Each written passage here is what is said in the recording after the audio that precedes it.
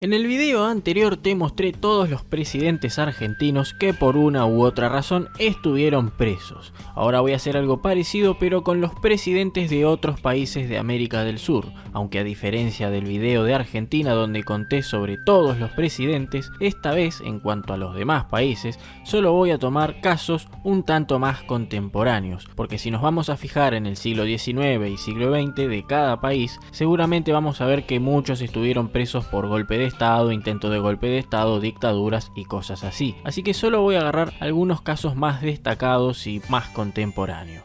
Pero primero tengo que hablarles de algo. Sí, este soy yo, pero no siempre fui este muchacho corpulento y bien parecido. También supe ser una asquerosa aberración.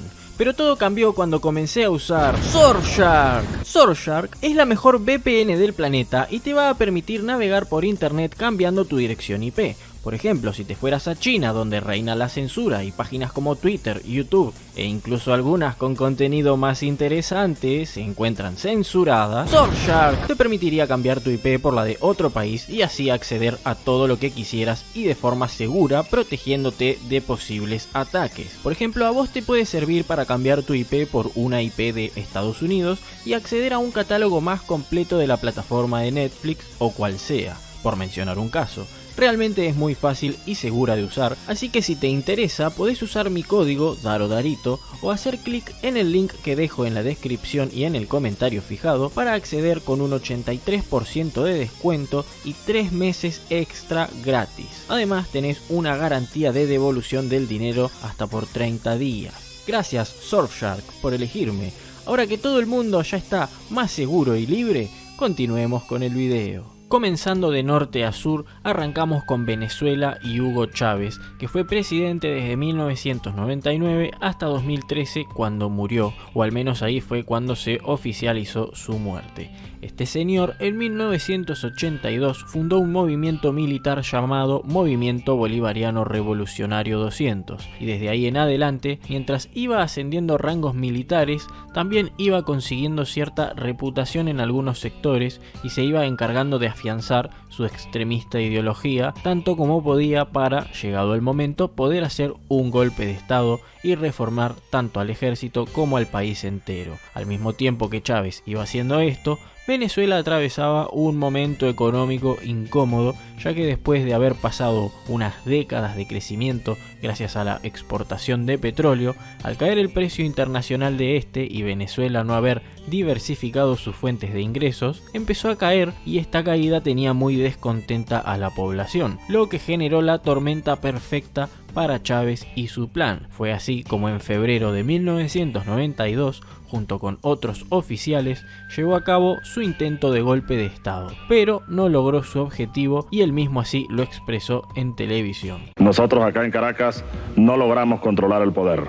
Ustedes lo hicieron muy bien por allá, pero ya es tiempo de evitar más derramamiento de sangre, ya es tiempo de reflexionar y vendrán nuevas situaciones y el país tiene que enrumbarse definitivamente hacia un destino mejor. Por este intento de golpe de estado en el cual murieron por lo menos más de 100 personas, Chávez estuvo en prisión 2 años. ¿Por qué solo 2 años? Bueno, Chávez realizó un golpe de estado contra el gobierno de Carlos Andrés Pérez, y aunque falló, sirvió para debilitar más a ese gobierno que ya venía débil. Además, después del fracasado intento de golpe de Chávez, hubo otro intento más que tampoco se concretó, pero que siguió debilitando al gobierno de Carlos Andrés Pérez. Tanto así que finalmente el Congreso de Venezuela realizaría un juicio acusando a Carlos Andrés Pérez de corrupción y así lograrían no solo sacarlo del poder, sino que condenarlo a 2 años de prisión domiciliaria. Mientras tanto, quien asumió la presidencia del país fue Rafael Caldera, y este fue quien para obtener apoyo liberó a Hugo Chávez de prisión, que si bien había intentado hacer un golpe de estado y había fallado, había ganado mucha popularidad en Venezuela, tanta que finalmente en 1999 la gente lo elegiría como presidente y continuaría en ese cargo hasta su final. Por cierto, el presidente Rafael Caldera también había estado preso durante algunos tramos de algunas dictaduras en Venezuela, así que tan solo en esta pequeña historia ya tenemos 3 presidentes venezolanos que estuvieron presos. En el caso de Colombia, desde su independencia hasta 1970, por una u otra razón condenaron a prisión a 8 presidentes y expresidentes. anteriores, pero siempre por cuestiones más ligadas a golpe de estado, perder el poder y condenarlo al anterior presidente con alguna excusa que después finalmente no se cumplía tanto. Pero desde 1970 en adelante, aunque sí existían muchas pruebas y cuestiones narco y demás, más allá de acusaciones contra distintos presidentes, nunca se llegó a condenar a ninguno, aunque actualmente ya en el siglo XXI sí hay dos casos que podemos destacar. Álvaro Uribe, que fue presidente desde 2002 hasta 2010, en 2014 fue acusado de tener nexos con grupos paramilitares y narcotraficantes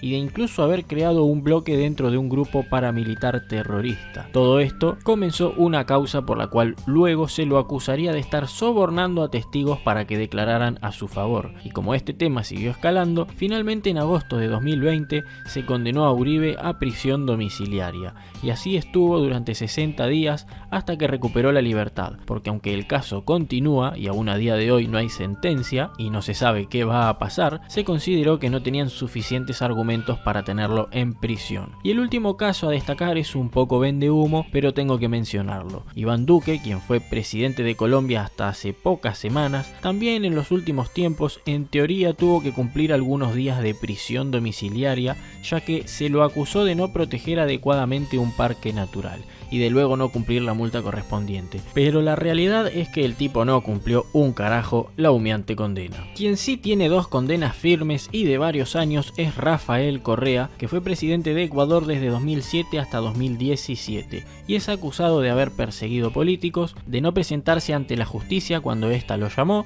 y de corrupción, soborno y demás cosas del estilo. Pero si bien se supone que tendría que estar 8 años en prisión y que no debería poder ejercer cargos políticos nunca más, el tipo está en Bélgica con asilo político, por lo cual no tienen por qué extraditarlo a Ecuador para ser arrestado. Quien no se salvó de la cárcel es su vicepresidente Jorge Glass, que también fue condenado por corrupción y estuvo encerrado desde 2017 hasta abril de 2022, que fue liberado por estar mal de salud en teoría, pero las autoridades notaron que está recorriendo el país haciendo campañas políticas y están considerando el volverlo a encarcelar. Para ir terminando con Ecuador, también está el caso de Abdalá Bucaram, que es un tipo muy turbio que fue presidente durante unos meses entre 1996 y 1997 hasta que fue destituido, y como se le encontraron varias irregularidades en cuanto a movimiento de dinero y demás, la justicia ecuatoriana siempre lo quiso arrestar, pero el tipo desde 1997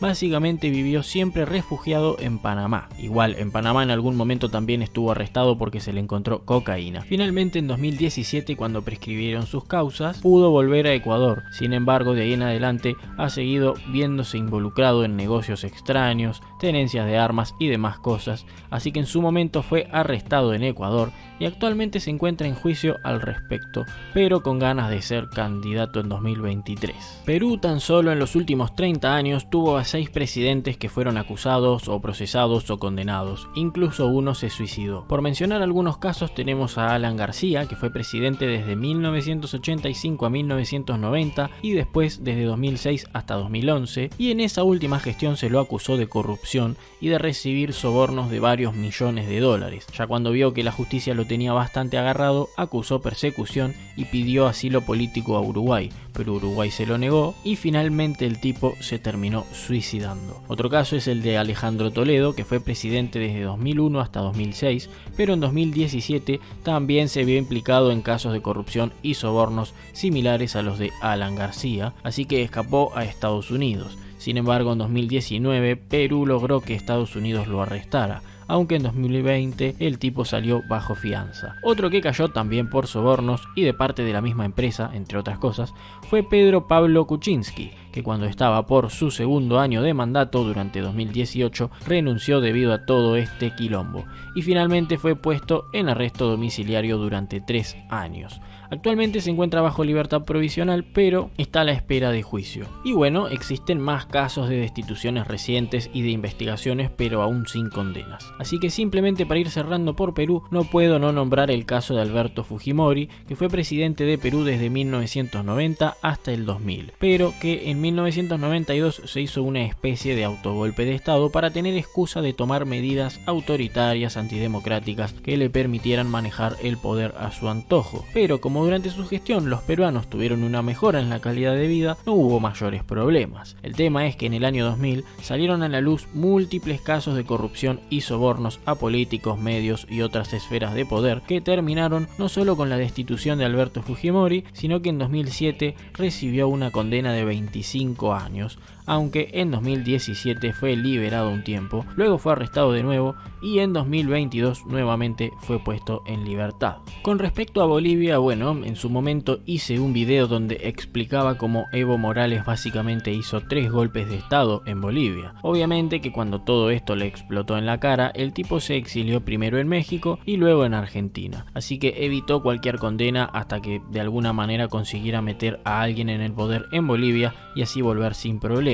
Pero mientras tanto en Bolivia había quedado como presidenta provisional Jeanine Áñez, hasta que se hicieran nuevas elecciones, y más allá de toda polémica o relato, asumió de manera constitucional respetando lo que es el orden de sucesión y siendo además aprobada por el Congreso boliviano y reconocida por varios países. De todas formas, luego de las elecciones, en cuanto el partido de Evo Morales retomó el poder, mientras este volvió al país, Jeanine Áñez fue acusada de formar parte de un golpe de estado y se la condenó a 10 años de prisión. Llegó la hora de hablar de Brasil, que al igual que Perú también tiene varios presidentes que terminaron destituidos y en cana, y en gran parte se debe a la misma razón: corrupción, sobornos, enriquecimiento ilícito y demás. Resulta que varios de los presidentes brasileros que voy a nombrar a continuación y varios de los que nombré de los países anteriores terminaron en la cárcel por aceptar sobornos de una empresa brasilera de construcción llamada Odebrecht, que llegó a gastar hasta 800 millones de dólares sobornando a políticos de hasta 12 países diferentes para obtener contratos de obras públicas. Cuando este y otros quilombos parecidos explotaron, montones de políticos se ganaron una estadía en prisión. Es así como, por ejemplo, en Brasil, Michel Temer, Lula da Silva y Dilma Rousseff, entre otros, obtuvieron diversas condenas. También durante la dictadura en Brasil, Lula estuvo preso 1 mes y Dilma 3 años. Ya para ir cerrando este video y que no se haga más largo, en cuanto a Paraguay, si bien existieron en su momento condenas para algún expresidente, estos pudieron salvarse. En cuanto a Uruguay, no está mal destacar que José Mujica, mucho antes de ser presidente en 2010, había formado parte de un grupo de guerrilleros conocidos como los Tupamaros, que como todo movimiento guerrillero extremista, más allá de si Mujica mató, secuestró o no hizo nada, terminó siendo atrapado por el Estado uruguayo y llegó a estar en prisión hasta 15 años. Por último, en cuanto a Chile, me gustaría destacar el caso del dictador Augusto Pinochet, que si bien cometió crímenes de lesa humanidad durante su gestión, a diferencia de otros, se encargó de dejar el poder lo suficientemente a tiempo y haciendo las maniobras inteligentes como para asegurarse caer de pie y jamás tener demasiados problemas en Chile. Sin embargo, es para destacar que sí estuvo en prisión porque en 1998, mientras estaba en Inglaterra, desde España un juez ordenó su captura por justamente tantos crímenes de lesa humanidad, a lo cual se fueron sumando las denuncias de más y más personas afectadas. Fue así como inició un juicio a Pinochet en Inglaterra que duró aproximadamente 2 años. Pero luego de más de 500 días recluido, finalmente fue liberado ya que se consideró que no se lo podía condenar debido a su estado mental y sus 84 años de edad. En fin, hemos tenido de todo: golpistas encerrados justamente, acusados de golpistas encerrados injustamente, renuncias, destituciones, presos por corrupción, refugiados, etc. Seguramente en los comentarios me van a putear diciéndome que me faltaron unos cuantos, pero espero que este video te haya gustado y muchas gracias por verlo.